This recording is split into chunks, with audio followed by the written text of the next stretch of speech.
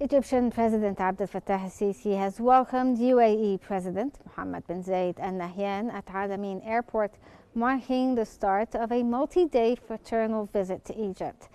President al-Sisi emphasized the deep-rooted ties and long-standing cooperation between Egypt and the UAE, built on the legacy of Sheikh Zayed bin Sultan Al Nahyan. The UAE's president expressed appreciation for the warm welcome and reaffirmed the strong relations between the two nations, highlighting their shared vision for regional stability and development.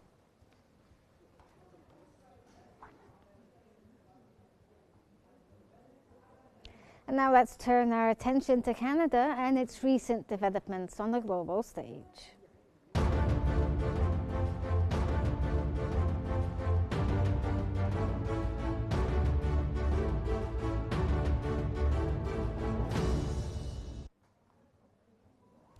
Canadian Prime Minister Mark Carney and German Chancellor Friedrich Merz met in Berlin to discuss defense cooperation, supply chain resilience, and developments on Ukraine. Carney confirmed Canada is finalizing the choice of a partner to renew its submarine fleet, with German firms among the finalists. He also urged diversification of supply chains for critical minerals, highlighting Germany's lead in reducing reliance on China and Russia. Chancellor Merz said Ukraine's president is ready to meet Vladimir Putin in the coming days, warning Moscow to respond seriously or face more EU sanctions. It's been exposed by the changing global trade dynamics.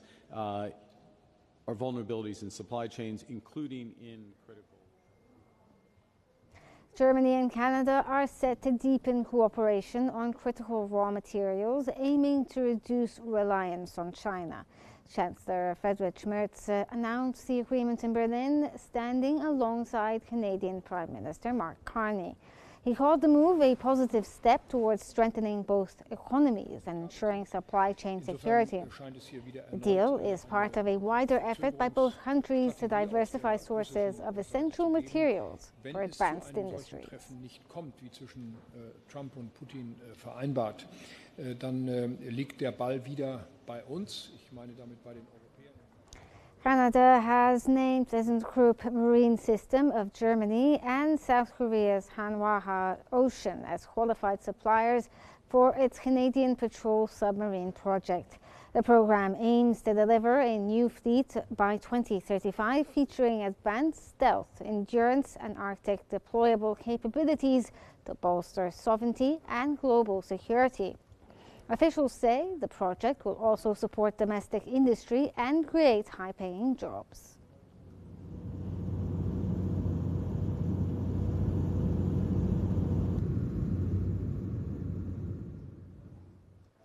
Canada has condemned an Israeli strike on Gaza's Nasser hospital that killed at least 20 people, including 5 journalists.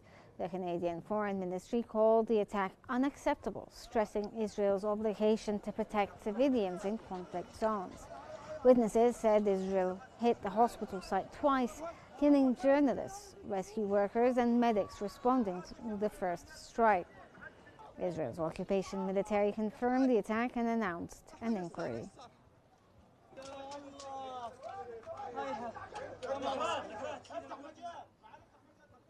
Canada and Poland have agreed to elevate their bilateral ties to a strategic partnership, pledging closer cooperation across trade, defense, and energy security.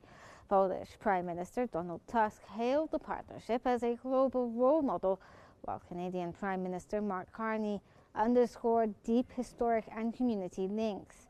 The two nations aim to strengthen collaboration in clean energy, critical minerals, aviation, cybersecurity, and advanced technologies.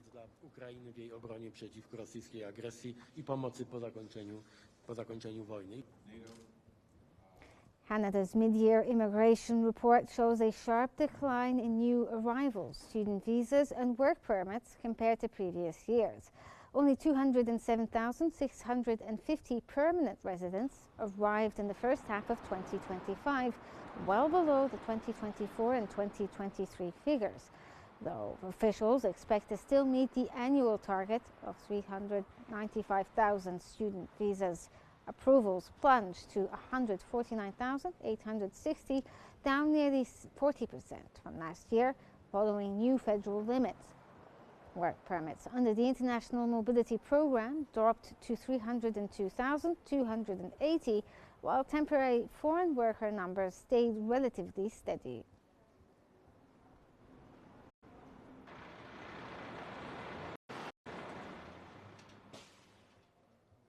Ontario is increasing its winter roads program funding to $13 million to improve seasonal access for remote northern communities. The funding will support 3,200 kilometres of seasonal roads across northern Ontario. This includes $8 million to help 32 remote First Nations and Musoni access vital supplies, and $5 million for bridges and culverts. The roads, open for 6 to 11 weeks each year, connect isolated communities to all-season transportation routes.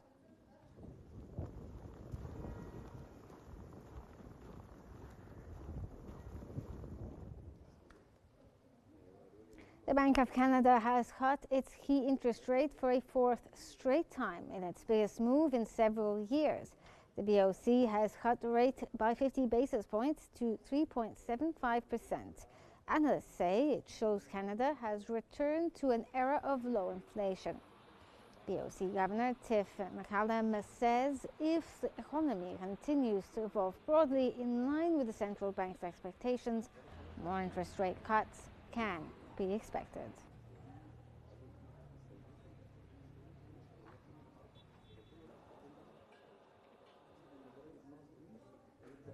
Air Canada is restoring operations after reaching a mediated deal with the Canadian Union of Public Employees, ending a strike by more than 10,000 flight attendants.